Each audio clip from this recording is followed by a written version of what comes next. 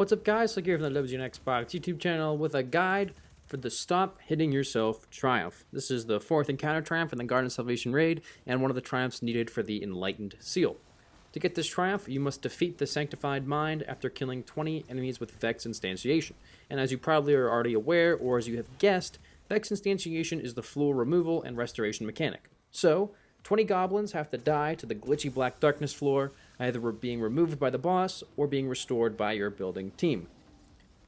The easiest way to get Vex Instantiation kills is to fill up one of the towers as quickly as possible and then let the goblins congregate around that tower. Once the tower's been filled up to the max, the goblins will no longer sacrifice at that tower, but they'll still gather around it as if that's their objective.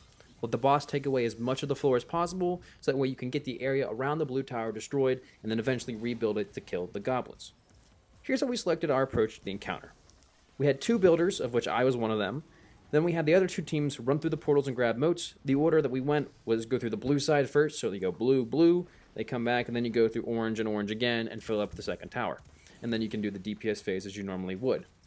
It is very, very, very critical to prevent sacrifices at the blue tower especially, but also the orange one too, because obviously that will require you to get more moats than you normally would, and that would then delay your ability to get the Vex Instantiation kills. Later on, we're going to go through our sequence of events as we do this, and then kind of show you how that would really screw things up.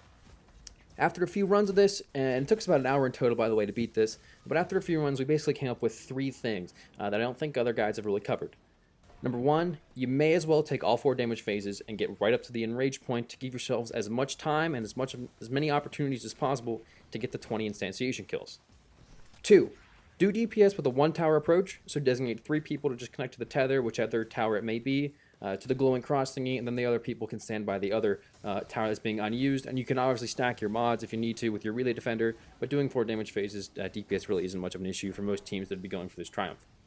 And 3, keep the orange side as built as possible. Now, this is definitely something that differs from some of the other guides out there. Even if he has yet to take the ideal floors in front of the blue tower, you may as well keep building up the orange side. This will maximize your survivability odds, and if you're keeping yourselves alive and not burning res tokens, you're going to be able to make the encounter last longer, and then obviously get your 20 instantiation kills. You're going to get a handful of kills given you by the boss by removing the floor, so having the heads-up awareness to not kill goblins when they're in the glitchy black darkness thing, that's very helpful. And at times we made the mistake of killing these goblins with our recluse or our delirium, whatever you were using, and then passed up on some free kills, which obviously requires you to get more on your own via the rebuilding.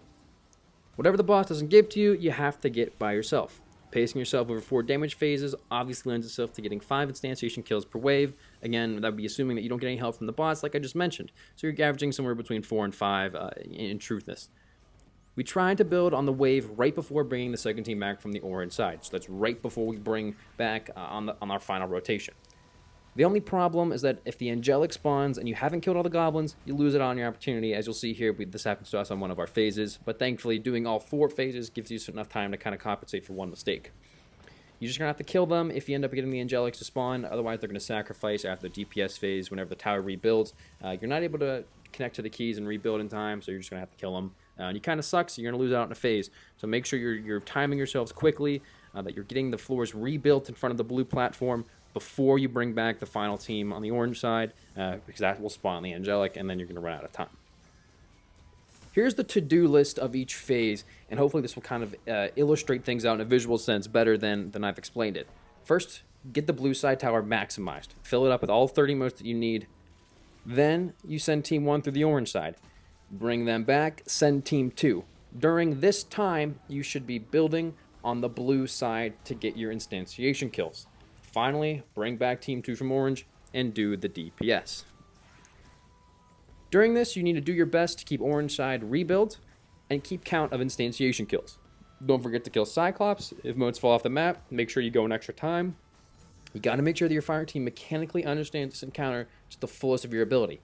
Mistakes like forgetting Cyclopses, getting in the way of the building team, not taking the boss aggro off the building team while they're trying to build, dying to a goblin slap rifle, accidentally hitting a crit with a grenade launcher, leading to an extra Cyclops. All these things are the mistakes that you can make that will make your lives more difficult while you're trying to go for this difficult triumph. We tried a couple other strategical things, like shooting extra crits to make the floor disappear more quickly. That ended up being more trouble than it was worth. We'd end up losing floors that we needed to stand on, and it wasn't taking the floors that we wanted. There's not really any way you can force it. You're kind of up to RNGs as there as to see what you actually get. The other thing that we also tried to do was switch between orange and blue towers on the fly, depending on which one was more center to the arena. We would choose that one, but that ended up again being more trouble than it was worth. The goblins just seemed to tend to go towards the blue the most, so we selected the blue tower. At the end of the day, this is just a really frustrating triumph and a pretty decently challenging encounter, but it's definitely tenable. You can definitely accomplish this triumph. Like I said, it took us about an hour to get, and with the help of this video, hopefully you guys can get it on your first try. Obviously, with doing 4 damage phases, that's going to take you about 20 minutes to do. So wiping in this encounter is kind of a pain in the butt. And more importantly, if you end up killing the boss and not killing 20 goblins, that's an even bigger pain in the butt. So the final word of advice that I'm going to give you is grab a checkpoint before starting the encounter. This way, if you miscount and you screw it up, you can just go get your checkpoint. It's going to save you all the time of having to run back through the raid and save you from having to save this for maybe another night if you end up doing it late like we did. Anyways, guys, you're going to kill the boss and you will unlock the Stop Hitting Yourself triumph. Hopefully you found this guide and all the other guides for this raid useful. Subscribe for more guides like this, especially we're going to have the raid challenges coming up, like the regular bounties from Hawthorne. They'll be coming out in the next week or so, depending on when I upload this video. As always, guys, thank you very much for watching, and I will see you all in the next one.